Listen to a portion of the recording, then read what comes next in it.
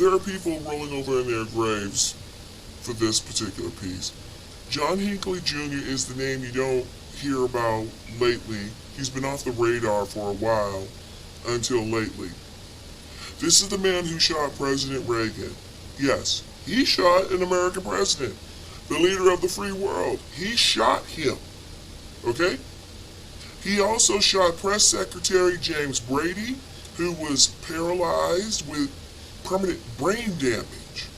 He also shot Secret Service agent Tim McCarthy and DC police officer Thomas Delante.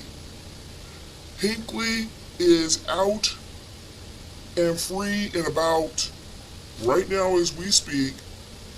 He's been put under unconditional release from St. Elizabeth Psychiatric Hospital and is trying to get booked for musical concerts and go on tour playing his guitar. He's in the news because most of his concert dates have been canceled due to public safety and the venues getting threats. You think? This man shot an American president. It doesn't matter if you like the president or don't like the president. The fact that somebody had the utter gall to even attempt to go out and shoot them and assassinate them like some wild animal is just extraordinary. This is the same guy who is responsible for the Brady bill.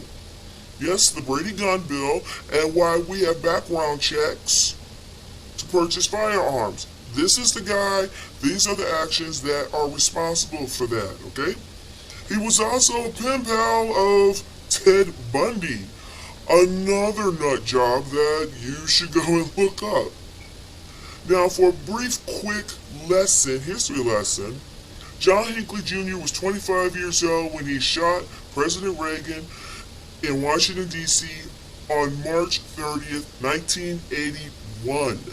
In front of the Hilton Hotel. The bullet pierced Reagan's lungs, one of his lungs, and was within an inch of his heart. So he very well could have died if his body had switched one way or the other.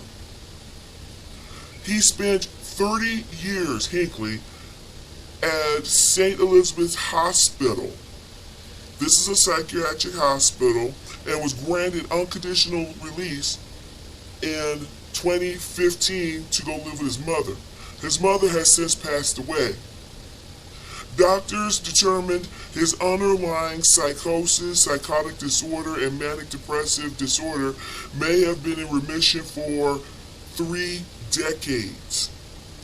All of this happened, the assassination was approximately 41 years ago. Hinkley right now is 67 years old, okay? Some of you listening weren't even born when this happened.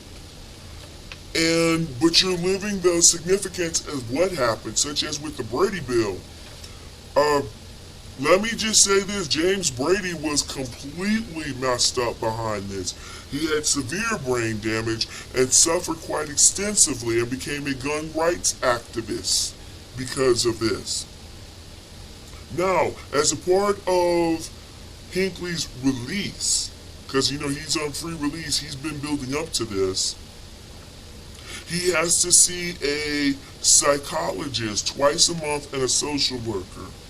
He is not permitted to use drugs or alcohol and cannot own a gun. He must carry a cell phone with a GPS that is activated at all times. He is not permitted to contact the victims' families. Jodie Foster is in this too, so he can't make any attempts to contact her either, as well as travel anywhere where a former or current U.S. president, vice president, or member of Congress may be. Okay, so this guy is on a pretty restrictive, tight leash. Recently, he's been doing interviews and telling everybody about his gigs and wanting to be a musician. He does play guitar. And most of his scheduled performances have been canceled due to safety concerns. A lot of his scheduled performances have been sold out. And this will be in places like Brooklyn, Chicago, Connecticut, but and they were all sold out. But a lot of these have been canceled due to safety concerns. I mean, I just don't see anybody going there. Hey, I mean, this is not like Neil Young or, Crosby, Stills, and Nash, people who have proven themselves in the music area.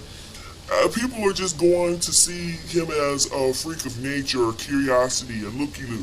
Hey, I just saw John Hinckley, and that's it. Now, he had done an interview with Garrett Major on CBS. I saw portions of the interview, and the man is real robotic and emotionless when he talks. He's extremely stoic. His words say that he is truly remorseful and sorry for his actions, and he takes responsibility for what happened, but everything is just very stoic. It's to suggest that he was coached on how to talk. When people ask this question, this is how you're supposed to answer. I don't know if he really understands what he's saying or doing, because, like a puppy dog, you train a puppy to do something. This has been happening with him for 30 years. When people ask you these questions, this is how you're supposed to answer. So, now, and in the interview, he does seem like he is on medication, which he still has to take. So if he does not take his medication, what happens? We don't know, because he's been on his medications for the past 30 some odd years. For me, I think this is a very dangerous precedent. Maybe back in the early 1980s, folks were a little bit more truthful with how they do things. Since that time, I could see some opportunist murderer acting this way for 30 years, like a tree stump. Then as soon as you let him out and give him free space, he reverts back to his old self again. I think this is a real dangerous precedent to say that you could do some of the most foul and unheard of things, and within 30 years we let you out. Society will forgive you and let you out. There are some things that should not be forgivable, and when you cross that line, the line is too deep for you to climb out of. And society and the law has given John Hinckley a way to get out. Plus, his parents were very instrumental in making sure he had a pathway to get out of the psychiatric ward. Again, this is Conservative Life on Mars. Please let me know what you think about this. I think this is setting up a dangerous precedent, especially with how we see criminals are today. Do we want to let them out after 30, 40 years, even though they're 70, 80 years old? We're living in strange times. Conservative Life on Mars. Please make sure you subscribe and hit that like button so you'll know when new content has been uploaded.